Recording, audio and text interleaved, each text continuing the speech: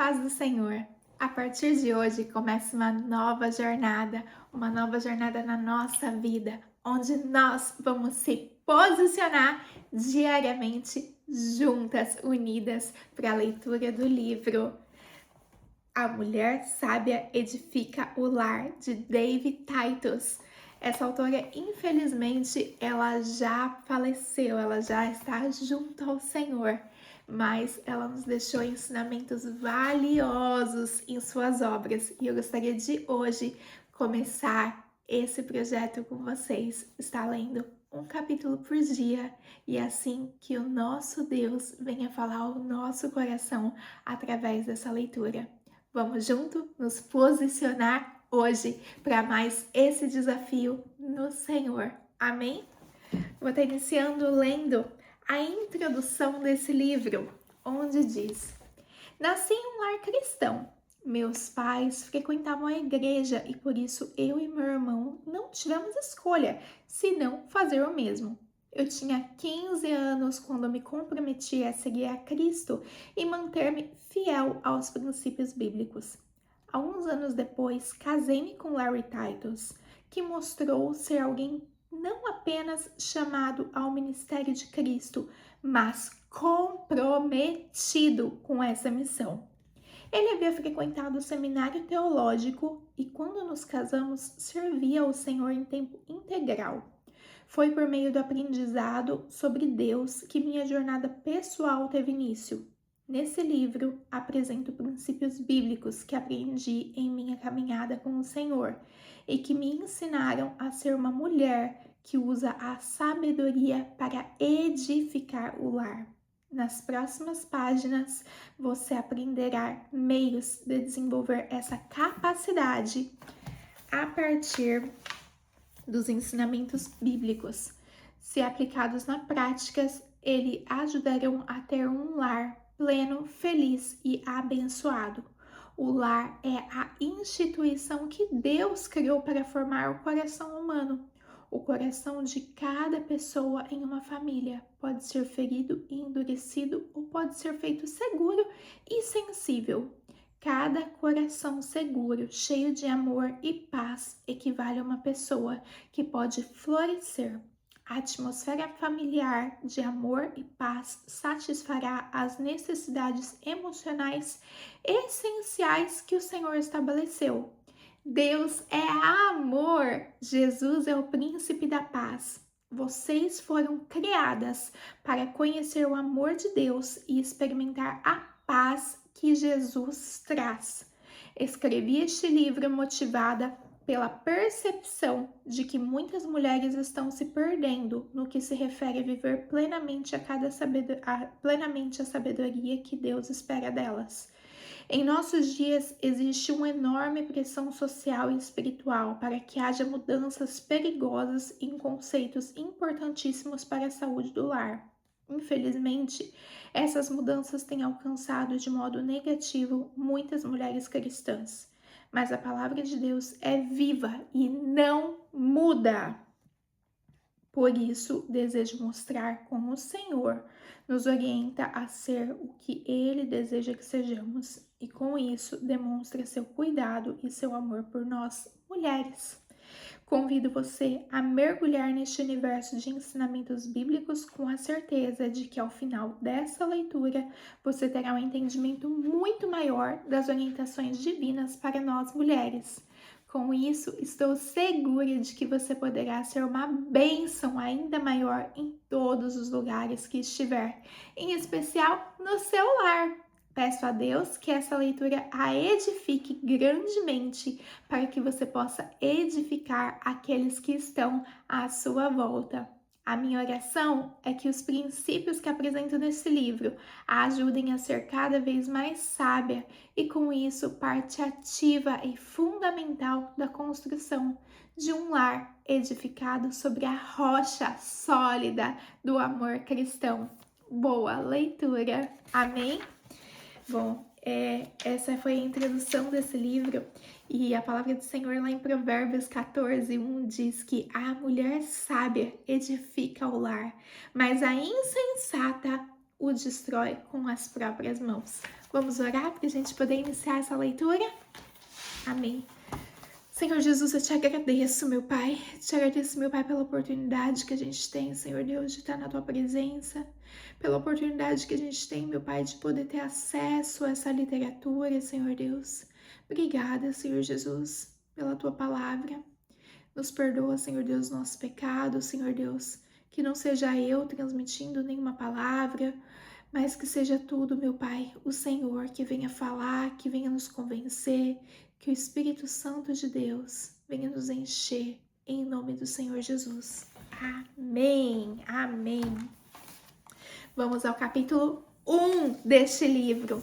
Mulher criada à imagem de Deus. Sim, nós somos criadas à imagem do nosso Deus. Vamos lá? A palavra de Deus mostra, sem sombra de dúvida, como a influência de uma mulher é grande. Isso fica claro em passagens como a mulher virtuosa coroa de honra seu marido, mas a que age vergonhosamente é como um câncer em seus ossos. Misericórdia, Deus. Provérbios 14:4. Essa é uma afirmação muito forte. A mulher pode ser aquilo que traz honra a seu marido ou algo que apodrece seus ossos. Sim, a mulher tem esse poder como consequência de como Deus a criou, a sua imagem. Assim Deus criou os seres humanos, a própria imagem, a imagem de Deus os criou. Homem e mulher os criou. Gênesis 1:27. Em outras palavras, isso significa que o Criador formou suas criaturas como réplicas de si mesmo. Infelizmente, devido ao pecado, temos comportamentos imperfeitos. Deus criou o homem e a mulher para que experimentassem a vida em plenitude. O Senhor os trouxe à existência e estabeleceu o domínio deles sobre as coisas criadas. Além disso, lhes deu como lugar de habitação o Éden, jardim extenso que oferecia tudo o que precisavam para viver. Ele também pôs no meio desse paraíso terrestre duas árvores, a árvore da vida e a do conhecimento do bem e do mal, o que acabou levando ao primeiro não do Senhor para a humanidade. Deus disse que o homem e a mulher poderiam comer todo tipo de fruto, menos aquele que os faria conhecer o mal. Ele permitiu que a humanidade o conhecesse, mas não ao mal. O diabo já tinha feito as obras más, por isso o mal já existia.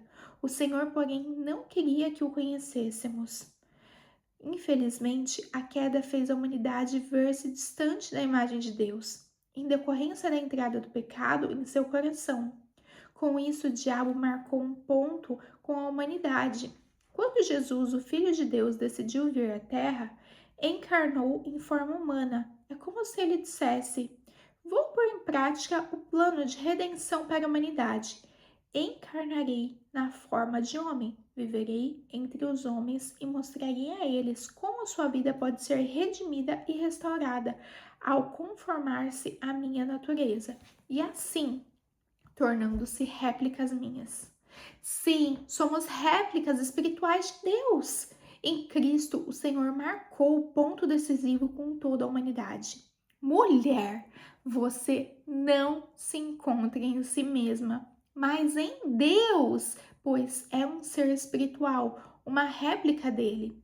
Se não entendermos isso, não entenderemos como exercer autoridade e ser produtivas aos olhos do Senhor. Desejo mostrar-lhe que alguns atributos de Deus replicam-se em você, uma vez que foi feita à imagem dele. Primeiro, Deus é reto. Seu caráter é a base para toda moralidade, lei e ética. E o nosso atributo humano para isso é consciência. Temos um profundo senso de que Deus existe e uma percepção inata de certo e errado. Segundo, Deus é justo e a sua justiça prevalece. Ele pune quem pratica o mal e recompensa os que vivem de acordo com o bem. Algumas pessoas dizem que o Senhor não puniria o mal, pois Deus é bom e não faria isso. Tal pensamento não leva em conta que o Senhor é justo e desde o princípio estabeleceu o justo julgamento. Muitas pessoas têm em si um profundo senso de que existe um grande poder. Elas podem não saber chamar esse poder de Deus ou de Jesus. Elas podem estar em um lugar tão liberal que no seu intelecto decidiram não nomear esse poder, mas no fundo, desde o início dos tempos, temos um profundo senso de justiça e isso permanece em nossa consciência. Terceiro, Deus é amor. O Deus que ama sempre faz o melhor por suas criaturas. O atributo humano para o amor é Deus. É a capacidade de amar, de se alegrar, de sentir misericórdia, de se maravilhar e assim por diante. O entendimento de que você carrega em si a imago Dei, a imagem de Deus, permitirá que você compreenda quem é enquanto mulher, porque você foi verdadeiramente criada com capacidades especiais. Fomos criadas à imagem do Senhor e Ele assim nos fez com habilidade de desfrutar em nossa vida de qualidades divinas, evidentemente dimensionadas para o plano humano. Com isso em mente, deixe-me perguntar: qual é o propósito da sua vida? Será que você está vivendo segundo os planos de Deus?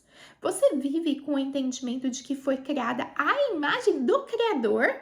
Nessa terra temos alguns compromissos como mulheres, como submetermos, governar e subjugar. O entendimento de que você carrega em si a imagem Dei, a imagem de Deus, permitirá que você compreenda quem é enquanto mulher, porque você foi verdadeiramente criada com capacidades especiais.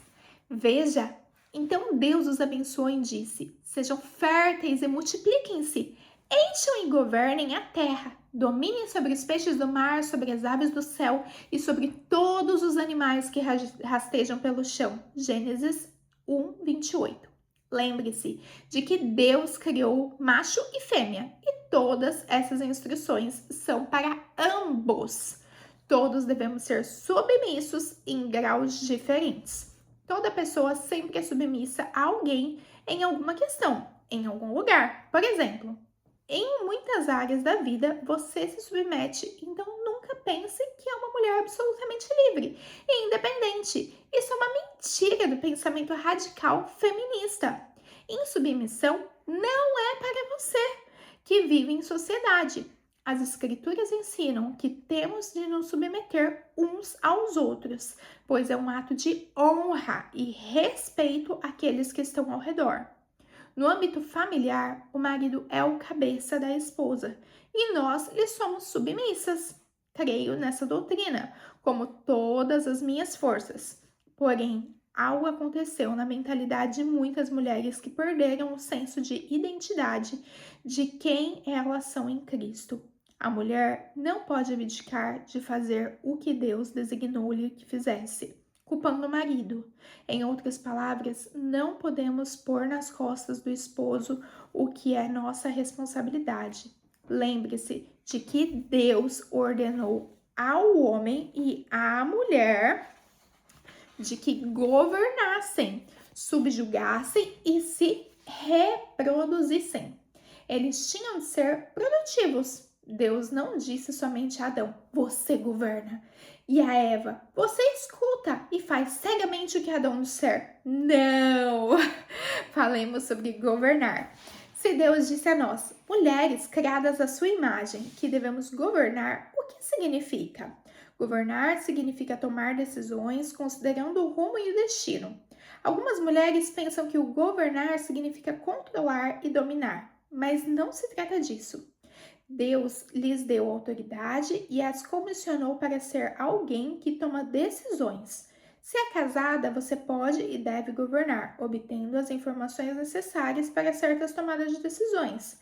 Porém, essa decisão deve ser submetida ao esposo, que é outra autoridade no lar.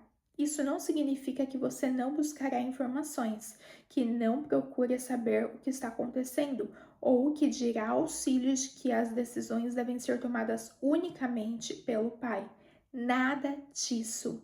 Se você tomou uma decisão, deve apresentar os fatos ao seu esposo e ele dirá: sabe de uma coisa? Isso está certo. Ou eu sei que as informações que coletou estão corretas, mas dada essa situação, não devemos proceder desta forma. Você faz tudo o que é necessário, mas a palavra final é dele.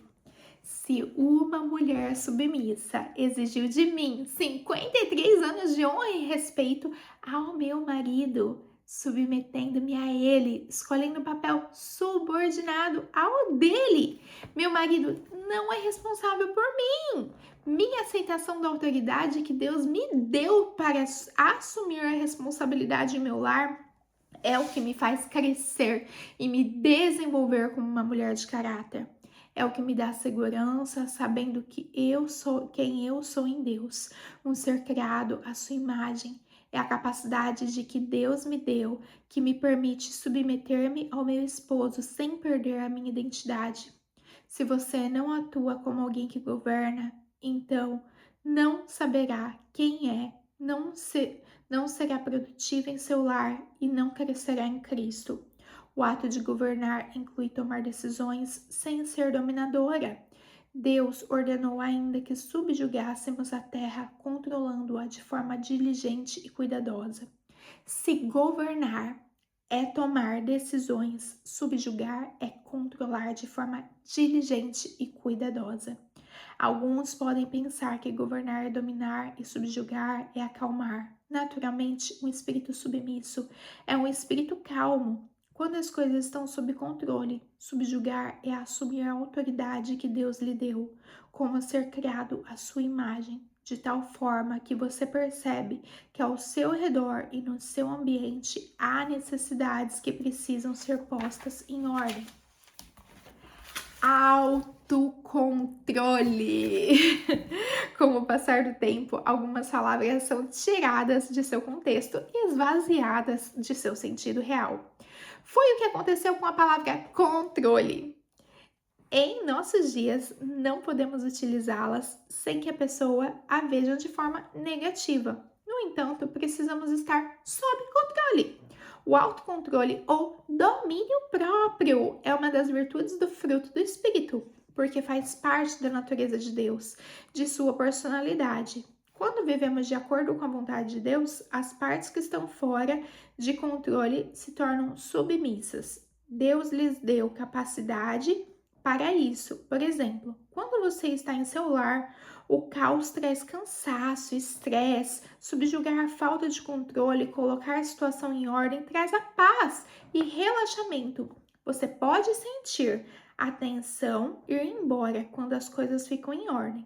Larry e eu vivemos por 12 anos em uma casa antiga, construída em 1930. Anexo ao quarto principal havia um quartinho menor, talvez idealizado para ser usado por uma enfermeira ou babá. Eu transformei esse quarto secundário em closet. Às vezes o closet ficava uma bagunça. Certa vez entrei ali e tudo estava revirado, com sapatos no chão e malas para arrumar. Pensei, misericórdia, este lugar precisa ser subjugado. Entende o que isso quer dizer? Quando nosso filho estava na 4ª série, minha família se mudou para o Texas. Percebi que ele estava tendo problemas na escola.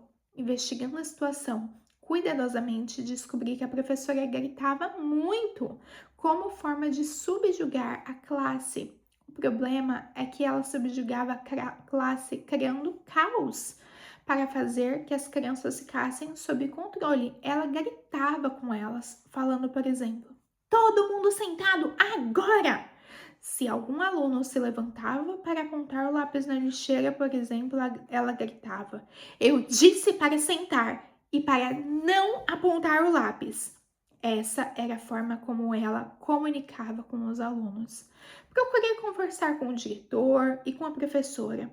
Assim que comecei a falar, observei a classe e perceber como era o estilo da professora.